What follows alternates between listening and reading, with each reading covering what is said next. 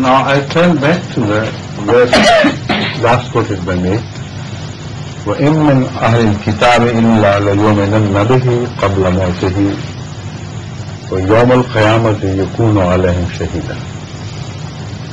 Now this verse is interpreted by them, as I told you earlier, that all the people of Ahl-Kitab, without exception, each person among them, would one day believe in Jesus Christ before he dies.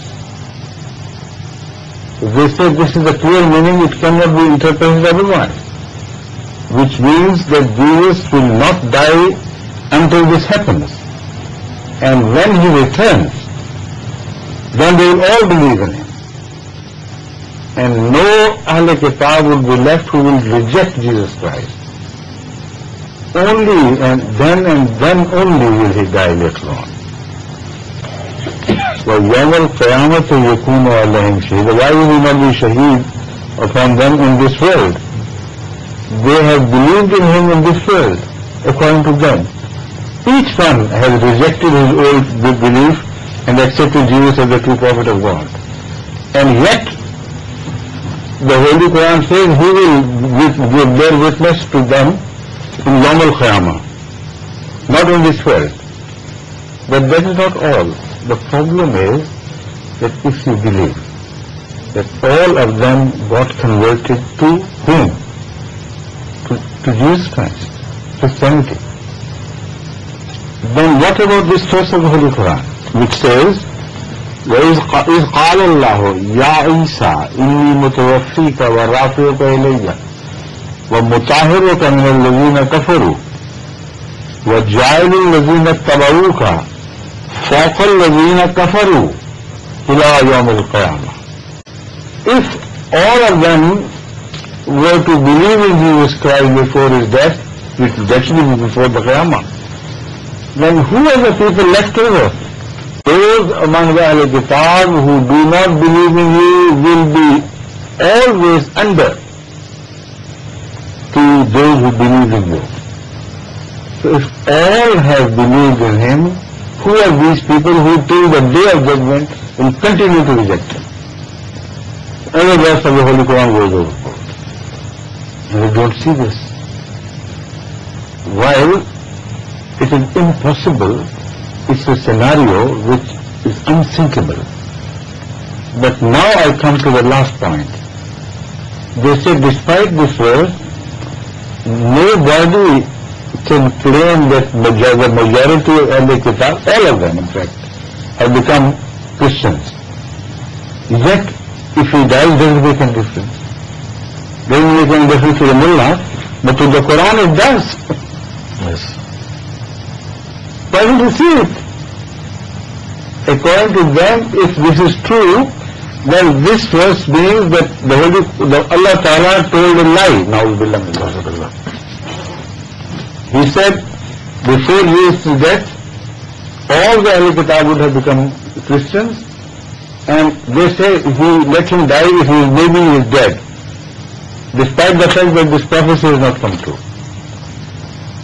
So they can't escape the fate of being false. They try to escape on this side, there is one spear with impaling them with falsehood. Try to turn the other way, then another spear impales them to prove that they are wrong. You see, men play many tricks with this verse. They have been. So they have to undo all those tricks. In their debates with Rasulullah, they emphasize the role of Nun Saqila. They said, don't you see that in Arabic, when the Nun Saqila is used for the Mudare, it always means a thing of future. So this verse simply means that in future this will happen, from the time of Muhammad, or from the time of crucifixion, whichever way. In future it will happen that all the Ahl-Kitab would do this.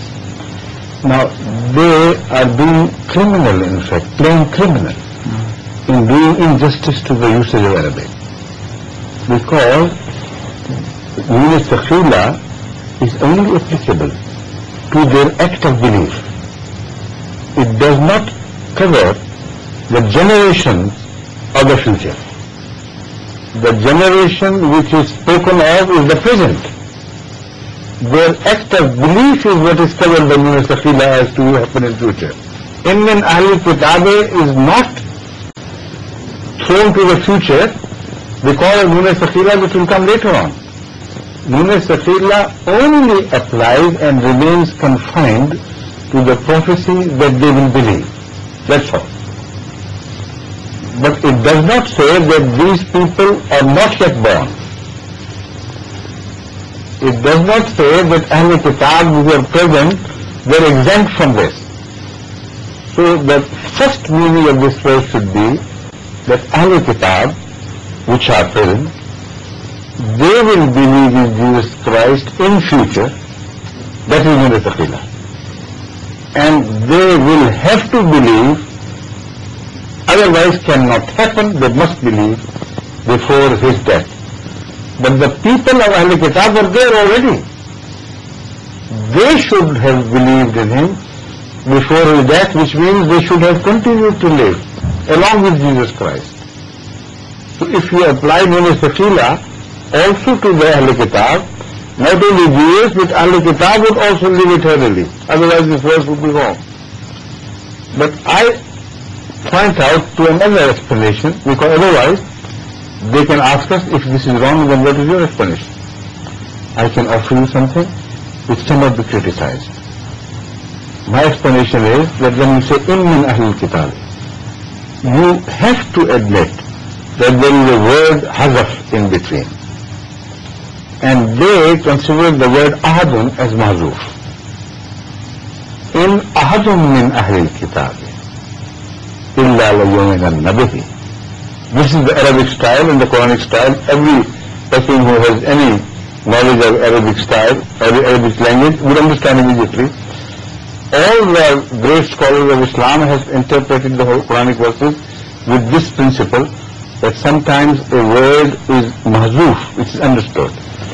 And if you search the right word, then the meaning would be right. If you offer another word, maybe that is not the meaning. So the problem they have created for themselves is that they consider that in ahadun min Ahl Kitab is the meaning and import of this verse. I, on the contrary, believe that in fariqun min Ahl Kitab is the true expression of the Quran, and it speaks of the prophecy which got fulfilled, that Jesus is not killed because he is yet to perform a function. All the 72 sects of Ahl Kitab are not present here. A large number among them have already been turned out of their homeland.